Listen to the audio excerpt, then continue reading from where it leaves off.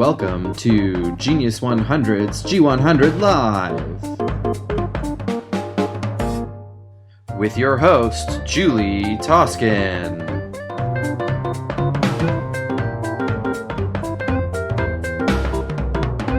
And special guest, Jose Miguel Sokoloff.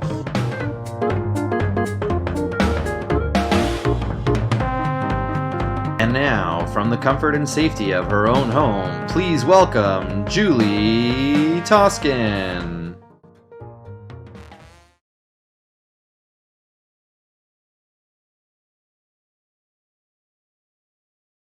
Highlight the work being done by members of the Genius 100 community. We bring accomplished, compassionate minds together to reimagine the future and to implement creative ways to improve it. A recording of the show will be available later today on both the Genius 100 Visions Facebook page and YouTube channels.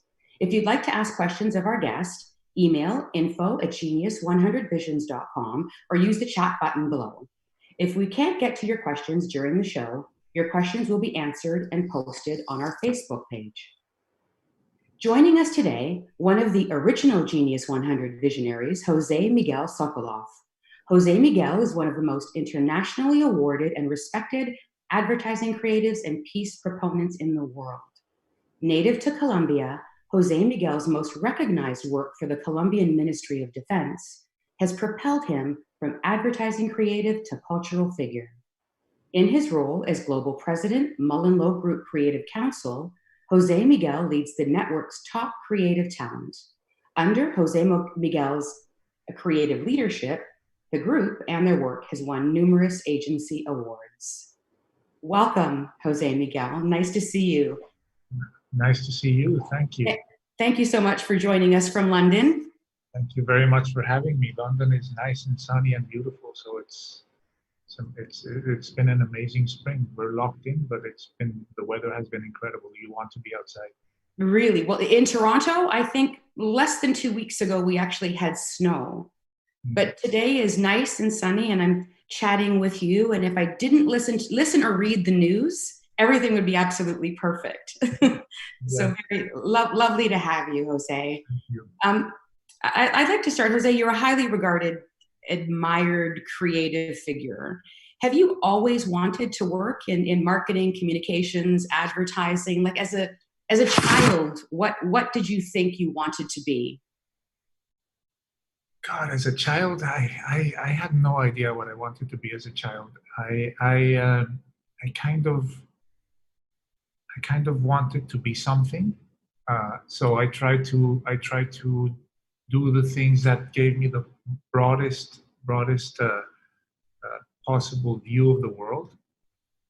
But I didn't know what I wanted to be. I didn't want to be anything specific, so I didn't go into medical school or law school because that to me was a little bit too specific. I wanted to keep my options open, and somehow I've only worked in one thing in my life, which is advertising. So that was a love at first job. And have you always been creative? You sort of thinking outside of the box and looking for new ways to do things? You see, being creative is a complicated definition, in my opinion, because I think we all are very creative. Everybody is. We just are creative in different ways and with different skills. My skill was always to question and to try to look at problems and at things from completely different points of view. From a very, very early age, I always tried to find the argument that defeated my argument. Right. Or I made my argument. I wanted to make sure I could defeat my argument, and that, I guess, trained me to try to find different ways into problems, and I guess that has been my what I do more and what I do well. So advertising, marketing, communications has always been something. This is the area that you've always been in. This is the area that I've always been in, and it offered me an opportunity of expressing myself. There's I guess we all, as teenagers or as we're growing up, or we all want some form of expression, and I guess architects express through their buildings. And this was a way of my communicating with many people, trying to start or to have a conversation. And because I'm fundamentally very lazy in 30-second formats, so that didn't imply a lot of writing. Yeah. Wow. I saw something, Jose Miguel, on your company website that really jumped out at me. And it says that attention is the most competed for currency in the 21st century. What does that mean to advertising? And what does that mean to the consumer? I think it means, so we've always had an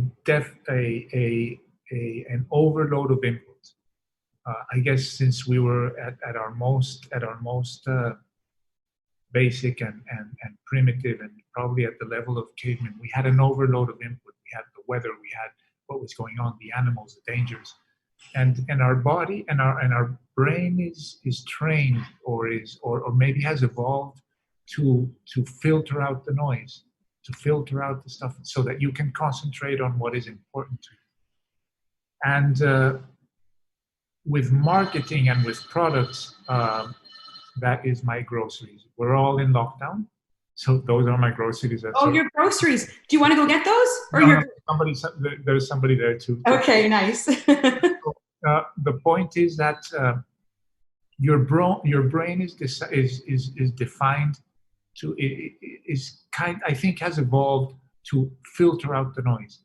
But there's so many products and so many of us making noise out there. Yes. That it's very difficult for you to focus on anything, because I don't remember. There's a number there. There's a big number. The number of messages that we get to see every day. I don't know if it's 3,000 or 30,000, but the amount of stuff that you see every day is ridiculous. So standing out in that world is very different, and people just don't have time for us. And I suppose, is it getting more and more difficult? Like, I think of things like Netflix or even YouTube, watching anything online. Everything is sort of made. You can subscribe to Netflix so that you don't have to pay for commercials, so you don't have to pay for advertising. You watch a YouTube clip and you can skip ad. So that's got to be incredibly difficult to sort of break through that. What do you find is the best medium now for branding, for advertising a product? I mean, I'm sure it varies depending on the product, but just generally. I don't know what the perfect medium is. I've always been a fan of outdoor, of what you run into in your life and in the street, as part of your life, because I think if it's not intrusive and it's rewarding, I think it's a fantastic experience. But having said that, I just think that storytelling, some form of storytelling, is always the most powerful way that we have communicated in mankind forever. So film is very powerful for storytelling. Radio is very powerful, and even digital. And when you get into the internet and you go into these rabbit holes of information, there's a lot of storytelling and people telling their experiences of what they've done. So I think the essence is not where you find the story, but is the story interesting? Is it interesting? Now, that's just made me think of things like documentaries. Like, there are a lot of product brands, businesses, companies that documentaries are being produced around. Is that usually pushed from the organization, or like from the company, or is it pushed from someone wanting to write an interesting story, or is it both? I think it's both. Unfortunately, I think in a perfect world, the documentary would be the product or the news that the company is putting out there is so interesting that it merits a documentary, and that occasionally happens, and it's amazing. But most of the other times, it's a marketing effort, and I think most consumers see straight through that. See through it, yeah. And I think that probably has to be another challenge, although it's for the greater good. But consumers are getting smarter and smarter and smarter to messaging. Yeah, I think we're getting smarter at everything. We're getting smarter at the messaging. We're getting smarter at what we demand from brands and from producers and from the people that supply us. Yeah. And we're getting smarter at buying. Yeah. And everything, so much information is available to us all the time. I know that, as a mom of three, young men now, I used to feel smart because I could say just about anything I believed. But now they're just looking on their phones and can just test everything I'm saying. So I'm no longer the smart person I thought I was. But yes, there is so much information available to us now. And the problem, I agree with you. And this thing where they Google you for whatever you say, and really, it's much better to Google yourself before you speak. But good point. But then thank you. But then there's the other thing. There's a lot of information that is false. Right. There's a lot of so it's that filtering and that thing, and that I think we're going to have to solve that somehow, because it's how do you tell what information you need to react to and what isn't, and then the information brands have a big role to play. So if you read a piece of news that comes from a dodgy news thing that you've never heard of, you kind of listen to it, but if it's confirmed by the BBC or by the Canadian television or by CBS or whatever you want, right, it all of a sudden it gains weight. So we have to. There is that is what makes us smart today. It's not that we can find the information. I think what makes us smart today is our ability to filter the information, the trash from the information. Yeah, and almost like a greater responsibility on us to ensure that we're looking at the right things. Exactly. Yeah. I heard that there was a thing, this website that we're all using to track COVID, the Worldometers. There was a thing on The Economist this week, or on the FT, that it was full of mistakes. Oh, really? Yeah. And so what sort of authority would step in to determine that was full of mistakes? Like, how does that become? I remember who it was. It was a statistician, a German statistician called Max Rosa, who is a brilliant statistician, I guess is the word. And he's always looking at information and adding in that and aggregating it and filtering it. It's his specialty, and this is what he does. You can follow him on Twitter. It's amazing, Max Rosa. So even something that comes from an authority that we would have really respected, trusted, and believed in, there may still be holes. Yeah, and that's the thing. I don't even know that we trusted and believed it. They were the first ones out there with data. So they started owning the fact that the data was there, and in this world, that's one of the biggest dangers. It's not really who has the best information, it's who gets there first and who claims to have the information. Yeah. And we have to get smarter about it. Yeah.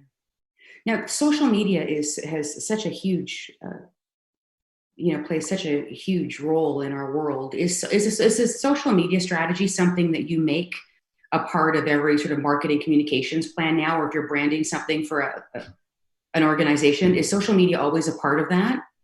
Yes, it is, and it needs to be, because a lot of the eyeballs are on screens like this all the time, or a lot of the time. So it needs to be that. The difficulty is that being there in a genuine and authentic and interesting way is extremely difficult. So if you use Instagram, it's most of the ads that pop up on Instagram, even no matter how much data they have about you and they believe that they're interesting to you, mostly they're annoying. Yeah. Occasionally you find something that you say, oh, this is nice, I'm going to look into that. Then that, in a way, has, because of all of these algorithms, has the danger that then you're going to miss out on something that you may have liked because you clicked on running shoes too many times, and then you get every possible running shoe. Yeah. I don't have my running shoes. I don't Yeah. need it. I was going to ask you about that as well. It really does. I find it a little bit creepy that happens. You know, you look up something on Google and then you're somewhere else online, and an ad pops up for what you were just looking for. It's a little bit. I mean, it's a little bit scary, that whole idea of privacy, and so it's incredibly tricky. Are you a user of social media? Do you use Instagram, Twitter? Are you? Yeah, I do. Like any of us? Yeah, I do Instagram and Twitter. Twitter, I'm basically a receptor and a repurposer. Right. I hardly ever write anything original on Twitter. But does that come more from a feeling of, in order to sort of keep up with everything that's happening, that's something that you just need to do? In my case, it's a little bit of that, because it provides you very quick. If you have a relatively well curated list of people you follow, it provides stuff that you want to know about, and I make a point of following people I agree with and people I fundamentally disagree with, Right. so that I don't live within this feedback loop of positive or negative reinforcement. Yeah. So it's like an input. Sorry. Yeah. So it's almost like a learning and awareness tool. Yeah. It's like a first alert, if you will. Yeah. But I don't like to post on Twitter as much, because there's too much hate on Twitter, and I'm very sensible.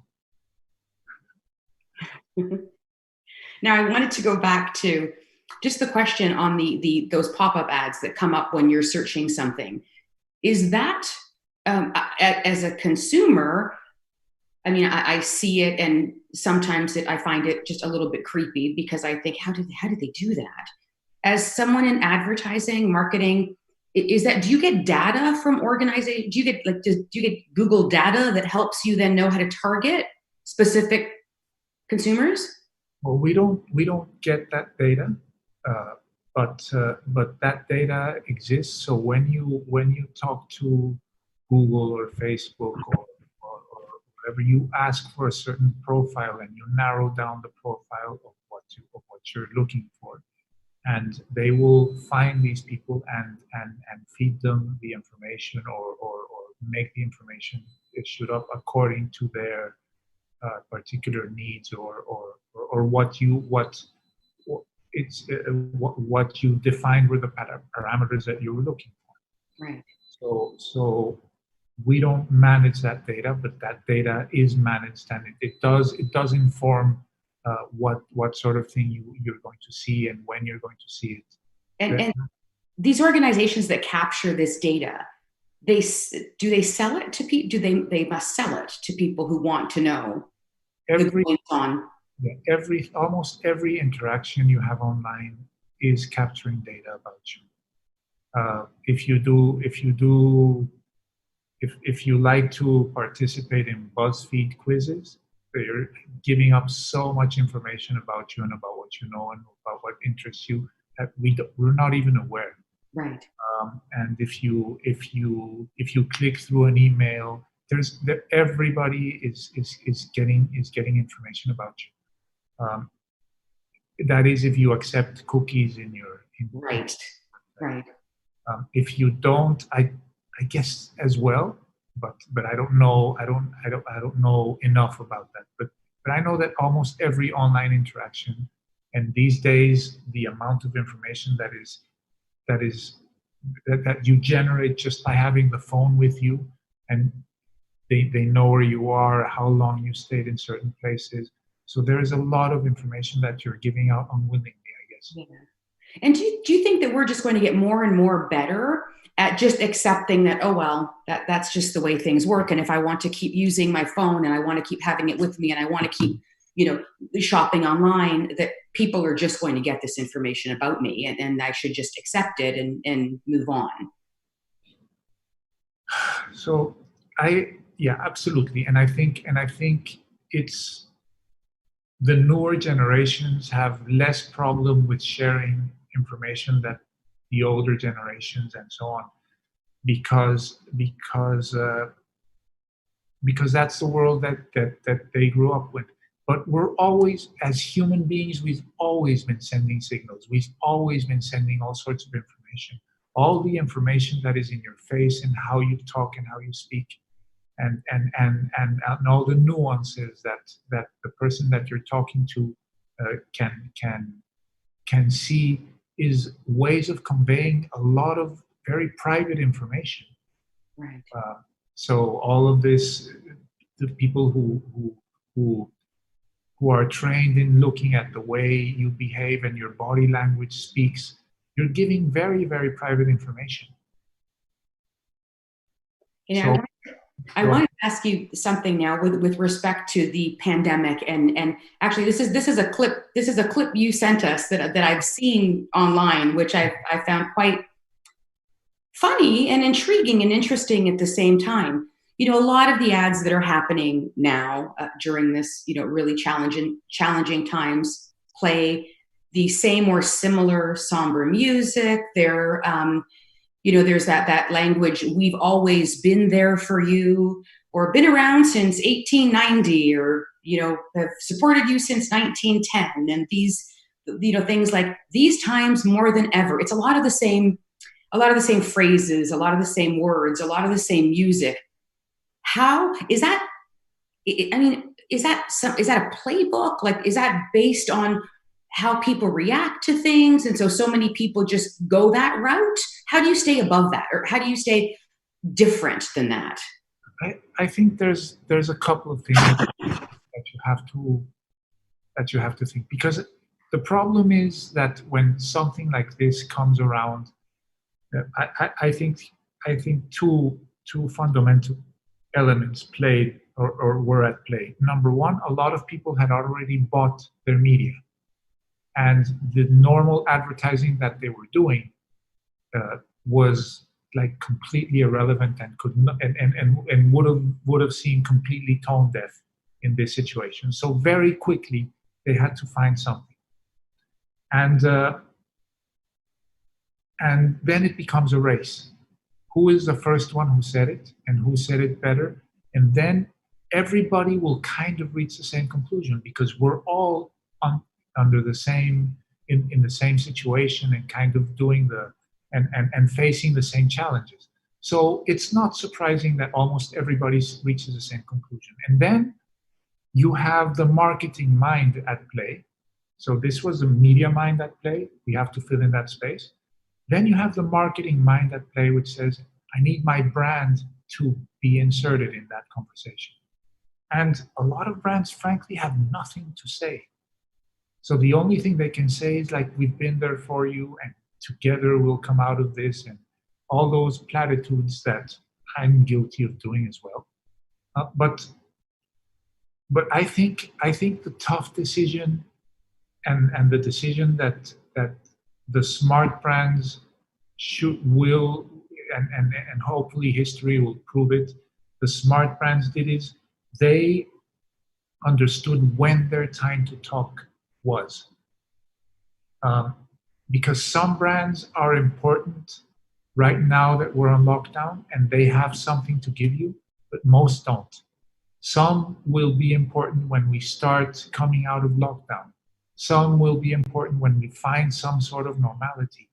And I think that is, it is understanding what is the moment and what is the role of your brand, and fundamentally not overthinking it, and not thinking that you can, that people actually are expecting to hear something from your brand. It's nice.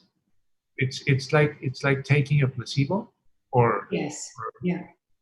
It really can't hurt the brand, but it doesn't build very much. It doesn't actually. Yeah, it doesn't actually. And would you give that sort of, like, is that the sort of advice that you would give to someone coming to you? Would you say, you know what, maybe you need to pause this plan and we need to do it in 6 months? Or do they typically come to you understanding that?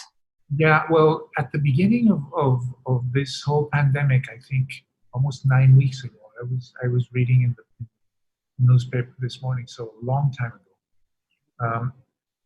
I spent a lot of my time telling some of our clients, don't do anything.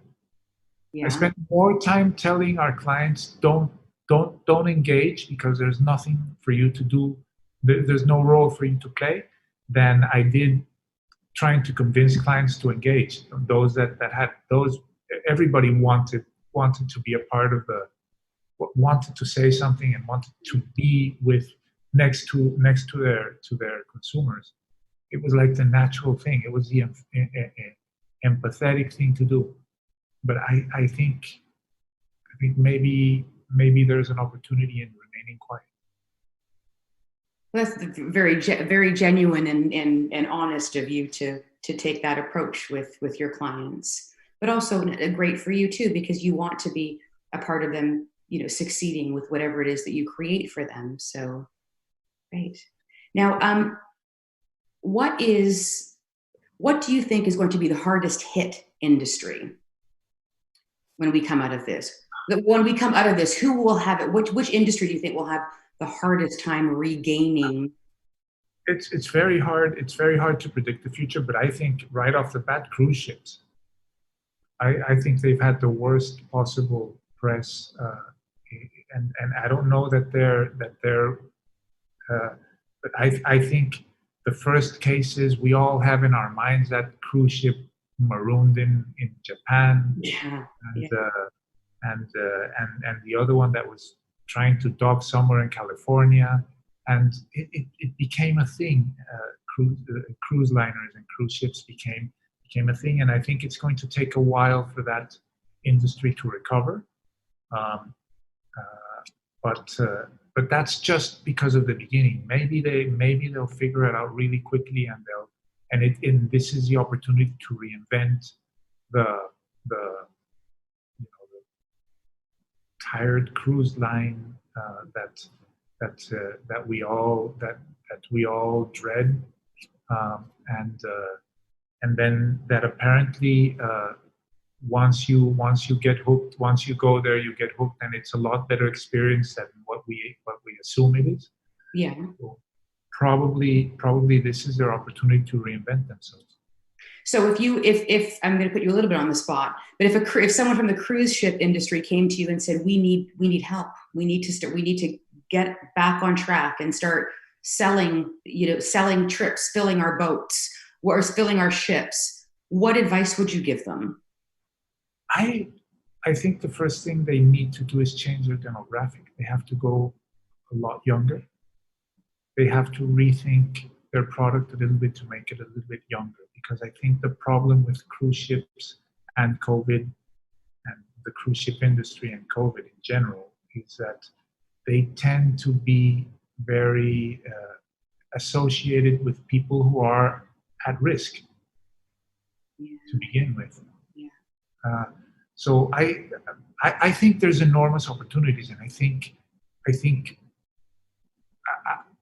the first thing that any cruise liner needs to do is ensure that there's safety, and that they have found a way of keeping you safe inside the ship, and that it's not going to be a contagion where one person gets it and then it's 700. Right. But I think it's there has to be some fundamental reinvention. I'm not in that business, and I don't know enough about it. But what I do know is that if there was a challenge I'd like to look at, it would be that one. And now, if safety were the messaging, just as an example, and this applies to anything, but if safety were the messaging, how much research do you then do before with any product, whatever they're telling you about, the facts about the product, their promises? How much research do you have to do as are you legally responsible to do as a firm to ensure that everything that's being said is actually true? So that is a very good question, because advertising seems to has this terrible reputation of not necessarily telling the whole truth. And to me, that is just pure and simple, the distillation of a truth that we all know and that we all live everywhere. And that is that the picture on the McDonald's menu looks better than the hamburger that they give you. And that happens everywhere in everything. If you book a place to stay in Airbnb, probably is going to be close to what you see, but the pictures are definitely enhanced somehow. Well, as are people as are people in pictures they post. Exactly, and and your image, and so yes, we're all like that, and even when you're meeting somebody for the first time, you're a lot more charming than you normally are. Anyway, so there's that thing which is fundamental to us, and we have learned to see through that. And advertising tries to tell you about the good things of a product. We all understand very well that there is no advertiser who is foolish enough to spend good money to tell you the problems they have. They're going to tell you the advantages and the good things. So we know that. And we kind of feel that we have the disadvantages are something that we're going to find out the hard way. And I think, I think that when we're doing what we're doing, we have to make sure that people can actually verify and what we're saying is absolutely true and verifiable, because there will be things that people find in that they don't like. Yeah. It can't be that we're hiding them. It needs to be that what is good about it is more important or is more appealing than what you actually didn't find so good. Right. So but you also have some like, is there a sort of a governing body? Do you have some imposed things that you just can and can't do? Yeah, all over the world. Everybody has an advertising standards authority, which is always looking that you don't make false claims and that you don't say things that are not true. That happens all over the world, and that is legally punished, and I think rightly so. Yeah. Right. You know, this has just sort of reminded me a little bit of a campaign that I really, really admire, and that's the Dove campaign that's been happening for a number of years now, where they're using different shapes and sizes of women and men and races, ethnicities, and I really, really admire what they're doing. But if I'm going to be completely honest, it doesn't make me feel like I want to run out and buy Dove.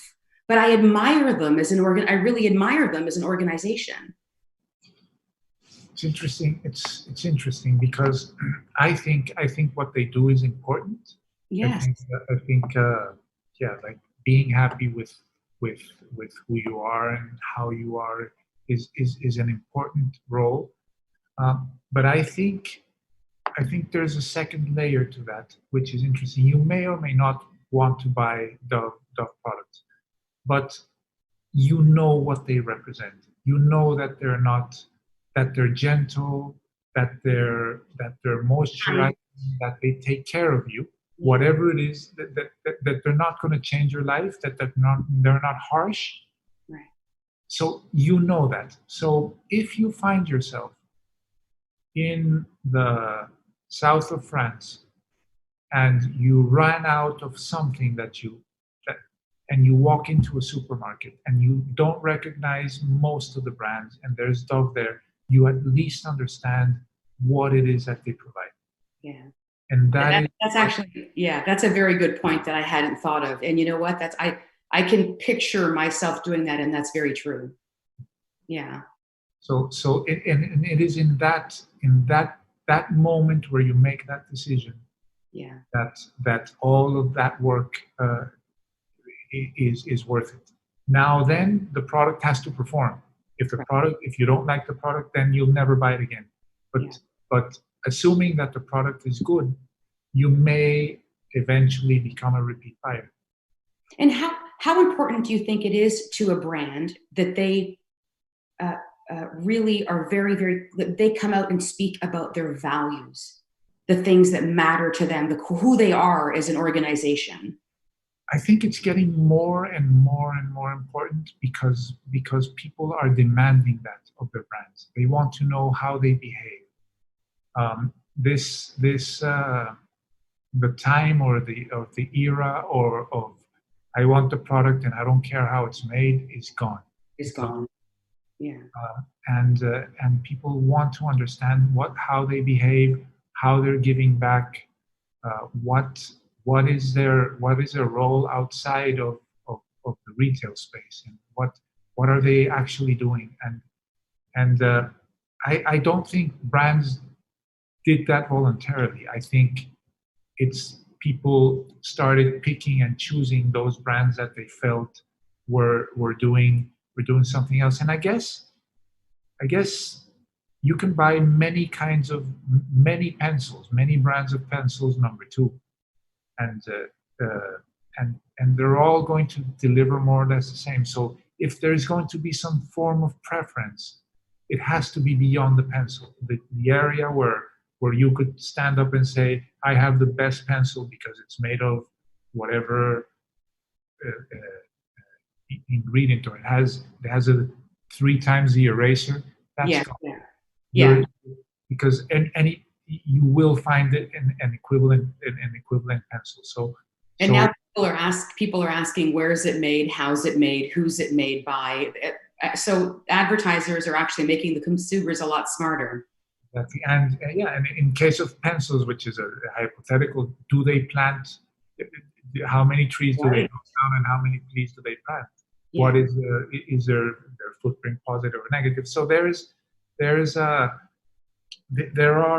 a different dimension about what differentiates one product from the other, right. more than anything.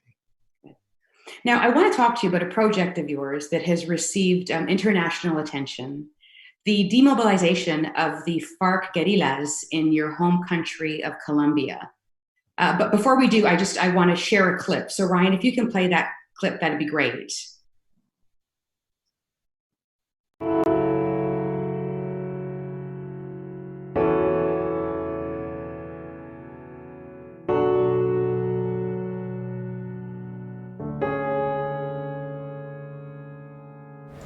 Clamaba mucho a mi Dios que me diera fortaleza y que sí, que mi hijo algún día pudiera salir de allá, porque es muy difícil, uno no sabe si vuelva a ver uno a sus hijos o no.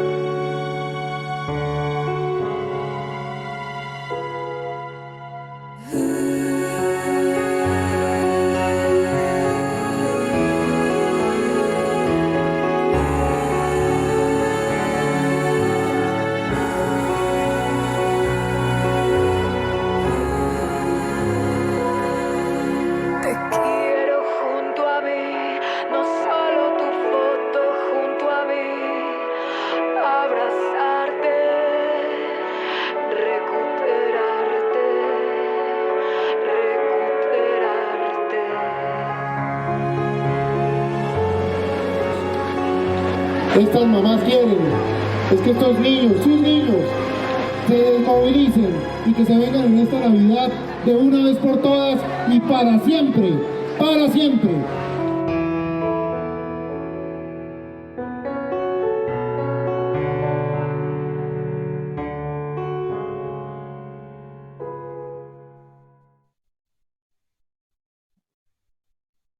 Jose and Miguel, congratulations on what you accomplished here. Really, I have watched your TED Talks, your 60 Minutes, all of the other things that all of the other programming discussions around what you accomplished in Colombia here, and it is beyond words. I mean, I'm so taken by the strength and power of human emotion and compassion.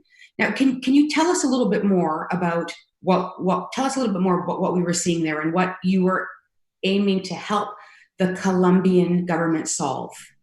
So Colombia was a country that, or is a country that had a long civil war. It was a war that I think lasted over 50 years, and like all of these very long conflicts, in all these historical long conflicts, they start for a very clear reason, but then that reason gets muddled, and the original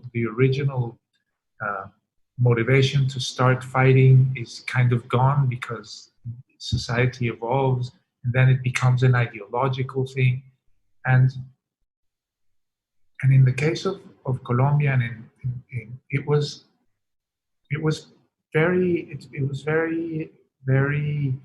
war between people who are actually the same.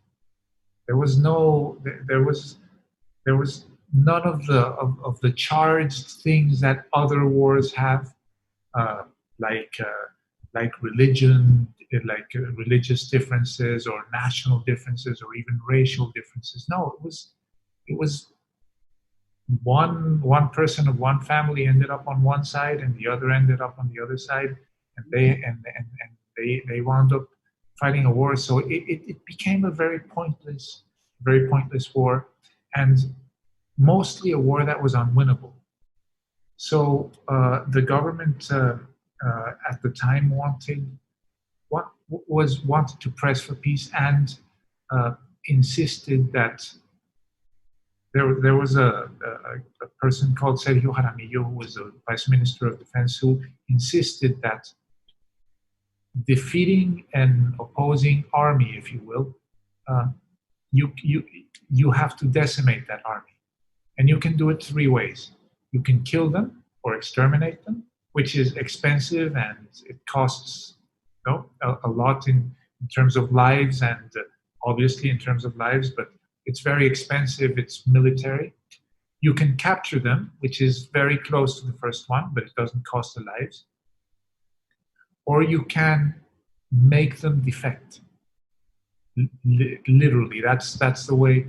But in the case of Colombia, it was called demobilizers. Get out of the guerrilla and stop belonging to the guerrilla. But it is effectively, historically, it's been known as defectors, and that is a lot cheaper, because if you're successful with that, it's people that you don't have to fight. It's people that are not going to fight anybody else, and you don't have to have enormous expense in actually shooting them, because it's very expensive to fight a war. Right. So part of that campaign was, or the idea of that campaign was, to try to get as many guerrillas out of the jungle as possible. And what we found over time was that the one mistake we could not make was be judgmental and say you're wrong and we're right, or you're play that wrong or right, or you're doing something which is wrong or which is right. We had to appeal to the fundamental things that bring us together, which are basic human emotions. Right. Our love for our mothers in Colombia, which is a highly Catholic country, the opportunity to be with the people you love at Christmas time. So this example here, watching the football and watching the Colombian team play in the World Cup. So the things that brought us together and that they could not do because the guerrilla was locked in the jungle fighting a war. And we said, we're not judging you. You don't have to change what you think. What you have to change is the way you want to achieve your means, and you can do it peacefully within the system. So come out and join the system, and within the system we will help you achieve, or at least the system is open for discussion. Right. And this is what was achieved, I think, in the peace process, where the FARC became a political party, and now they're up in elections, and they have to fight with the same. They participate. Right. And I think that was the goal. And so what are some of the tactics that you used in, I know we saw the video clip and it showed, I think moms had provided you with pictures of their children when they were young enough that they couldn't be identified as adults. Now, yeah. Describe that a little bit. Yeah, the point is that once, if you're in the guerrilla and you leave, or you left, it used to be that you were like a valid target. So like all defectors, they would want to eliminate you, kill you, literally. So when we sent out these messages, it was very important for us to protect the identity of the people that were that we were trying to the people you were trying to reach, and the people that we were showing. It was very, very important because that would immediately make them suspicious. Yeah. In the eyes of where did they get that picture? Why are you there? Why are you telling me? So it was very important for us to protect them. So we picked those pictures very, very carefully so that it was almost impossible to identify who they were. And their mothers were the ones who provided us with the pictures and provided us with the message. But it was they were and listen, when your mother says come home, yes, we all know that it's time to come home. Yeah. So these pictures were then, you turned them into posters and they were put up around the... We turned them into posters, we turned them into flyers, we turned them into... The guerrilla, by definition, is not a stable army. So they appear and become an army, but then they take off their uniform and they're farmers, or they're people that live in the city. So we wanted to reach them when they were not in fighting mode. Okay.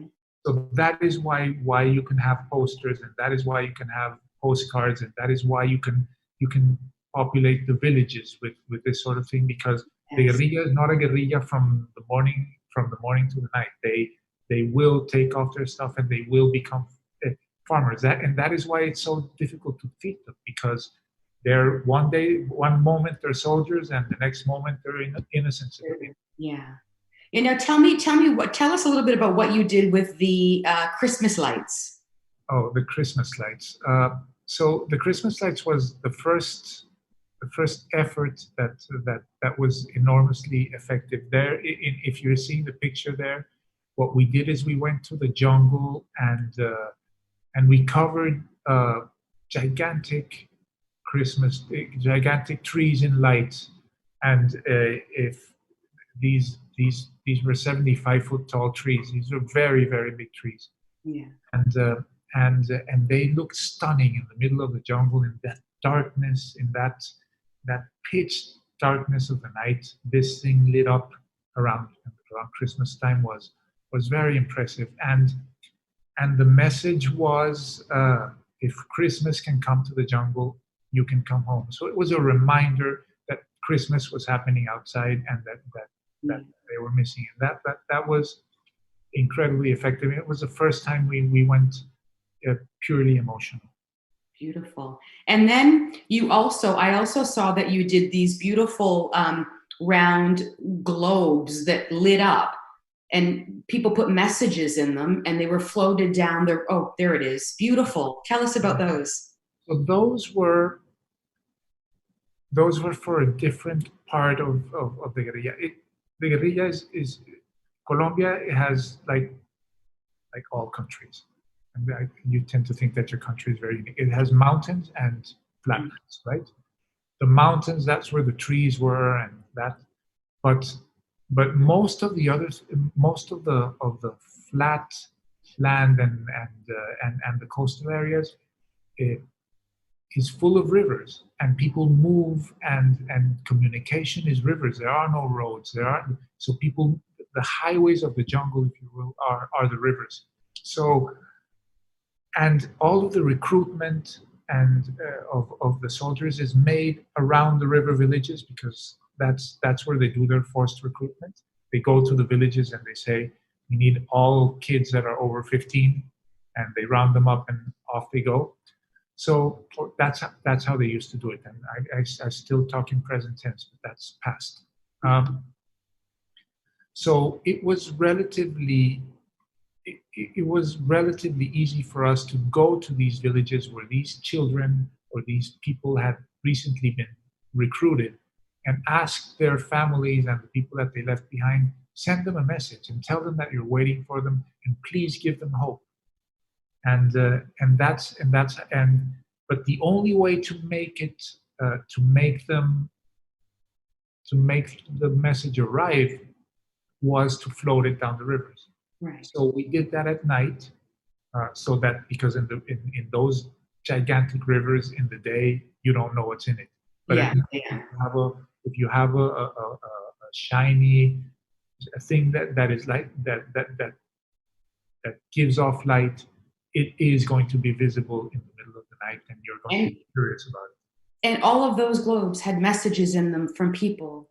Individual messages, all of them, yes. That's beautiful. It was at an individual message, in the hope, in the poetic and romantic hope that maybe somebody who sent something to their son would get it. I don't know that happened, but that was the romantic hope. It's beautiful, just beautiful. And I can just see by the way you're talking about it that you're still so, and as rightfully so, incredibly proud. I have to ask you something. When you went to the Colombian Army and said, we need you to land your helicopters in the jungle, find the tallest trees possible, and no, we don't want you to blow them up or burn them down. We want you to wrap Christmas lights around them from top to bottom. What did they think of this plan? Just in general, the plan in its entirety. Were they behind you on this? Did they think, oh, come on, this isn't going to work? I think deep down in the bottom of their heart, they said that you guys are completely nuts and crazy. But it came from above. So it came from the minister and from the president's office. So it was something that they had to do.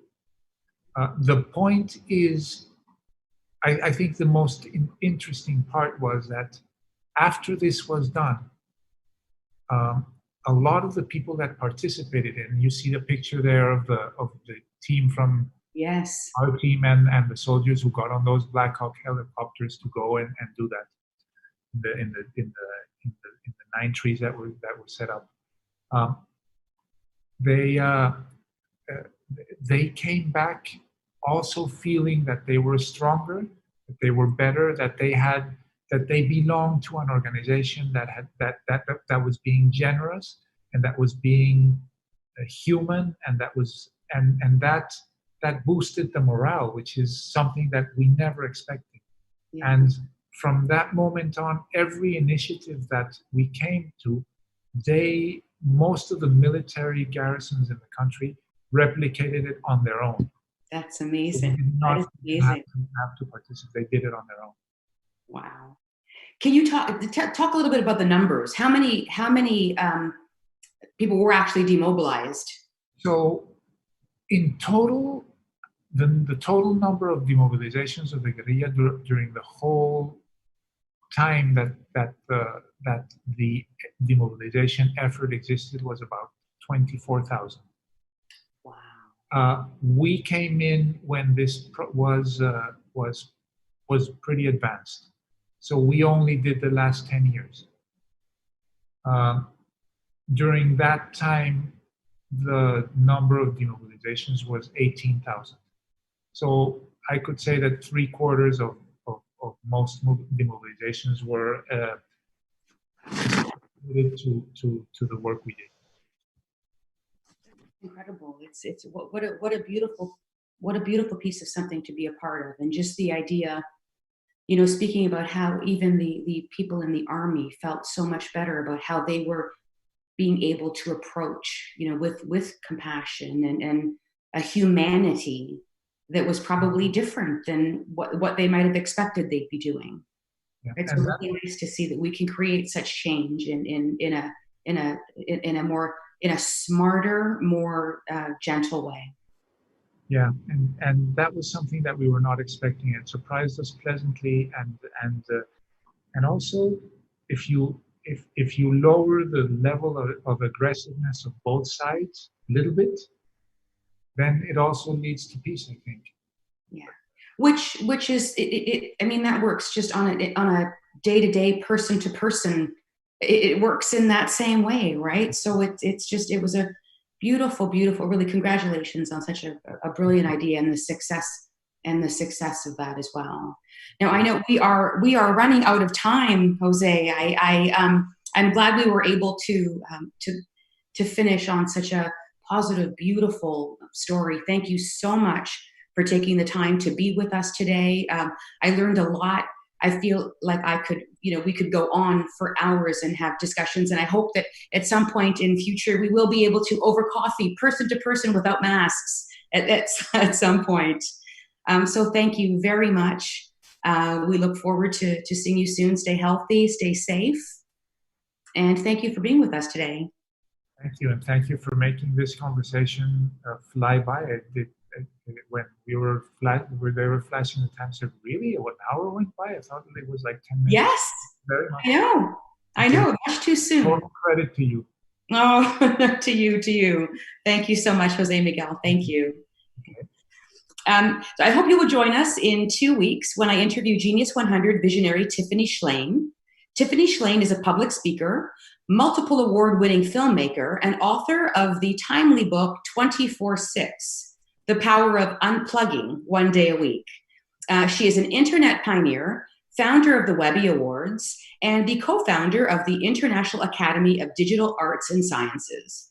Tiffany has been honored by Newsweek as one of the women shaping the 21st century, and we will be speaking with her about the relationship between technology and humanity. I look forward to seeing you all then. Stay safe and stay healthy.